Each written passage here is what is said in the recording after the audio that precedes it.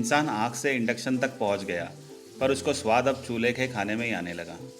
इसलिए हम तीनों ने मिलके आज चूल्हे पे चिकन बनाने का फैसला किया। चूल्हा जलाने के लिए हमारे पास बड़ी लकड़ियाँ तो थी, पर वो धीरे धीरे आग पकड़ती है। इसलिए हमें कुछ छोटी लकड़ियों की ज़रूरत थी, जो जल्दी से आग पकड़ लेती है। और उसी की खोज में हम तीनों लोग घर के पीछे वाले साइड निकल लिए।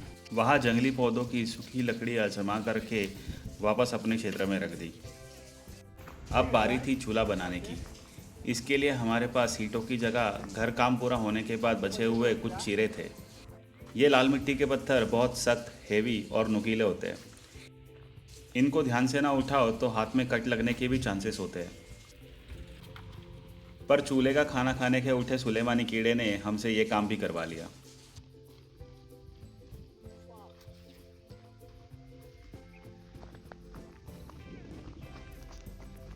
एक पत्थर उठा के रखते ही मेरी टाई की हुई जवानी की सारी हेकड़ी निकल गई, और आखिरी पत्थर उठाने की जिम्मेदारी नौजवान कंधों पे सौंप के मैंने कैमरामैन का रोल निभाया।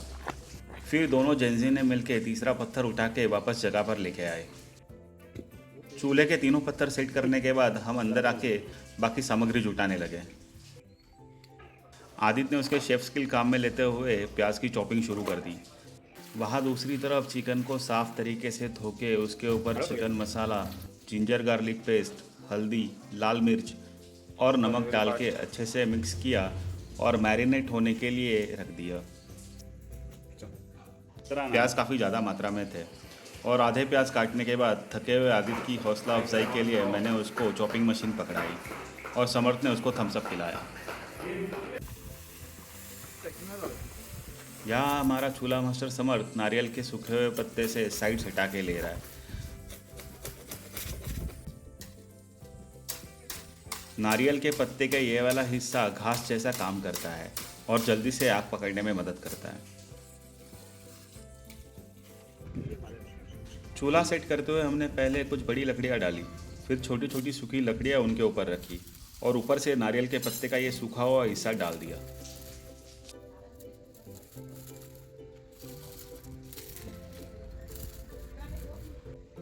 यह हमारे बाग में लगा हुआ सौंफ का पौधा है, जो खाना खाने के बाद काम आएगा।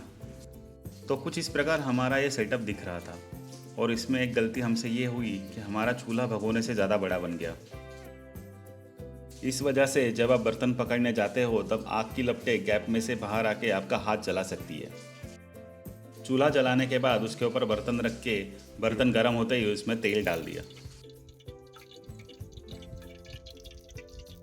तेल गर्म होने के बाद उसमें साबुत मसाले डाल के फ्राई करना शुरू किया।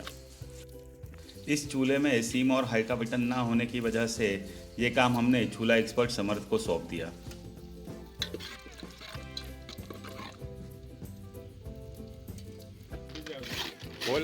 वो फ्राई होने के बाद उसमें फाइनली चॉप्ड ऑनियन डाल दिए।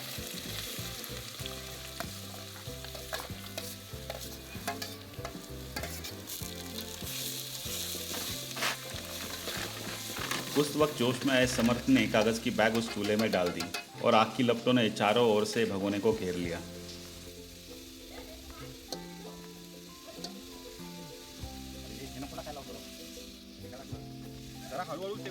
आग कंट्रोल होने के बाद प्याज को स्टर फ्राई किया और समर्थ को फ्यूचर में हमारी बनने वाली ग्रेवी वर्चुअली चखाई।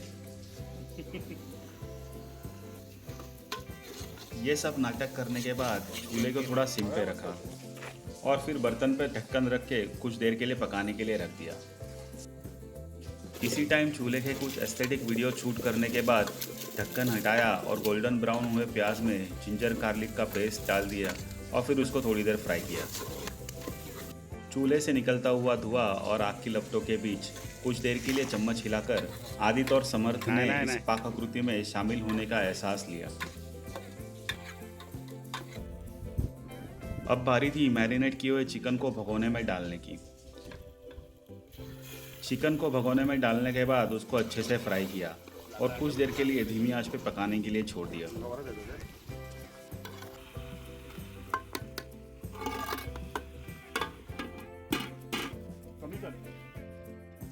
थोड़ी देर बाद ढक्कन हटा के चिकन और मसालों को फिर से अच्छे से मिक्स करके वापस ढक दिया।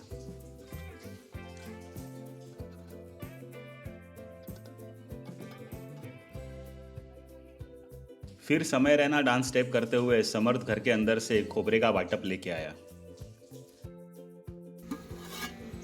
ढक्कन हटा के चेक किया तो प्याज पूरी तरीके से गल चुके थे। अब बारी थी इसमें खोबरे का वाटप डाल के इसको मालवनी टच देने की। इसमें खोबरे का वाटप डाल के फिर चिकन को पूरी तरीके से वापस एक बार मिक्स करके लिया। थोड़ी देर इसको अच्छे से पकाने के बाद उसमें पानी ऐड किया और फिर ढक्कन रख के वापस पकने के लिए छोड़ दिया। ढक्कन उठा के चेक किया तो हमारी ग्रेवी तैयार हो चुकी थी। फाइनली ग्रेवी तैयार होने के बाद टाइम था फेक टेस्टिंग का, जहाँ पे हमारे कस्टमर समर्थ ने रस्सा टेस्ट करके हमें 5 स्टार रेटिंग दी। रस्सा तर एकदम झकास झालाय। माझ्यासाठी एक मटन गावाकडची स्पेशल थाळी पाठवून द्या। फिर आग बुझा के गरम कोयलों पे इसको पकने के लिए थोड़ी देर छोड़ दिया। अब टाइम था सर्विंग का तो भगोना पीछे वाले गेट से किचन में ले गए और फिर तारक मेहता देखते हुए इस चूल्हे पे बने चिकन को हमने एंजॉय किया चावल और भाकरी के साथ। Thank you for watching this video.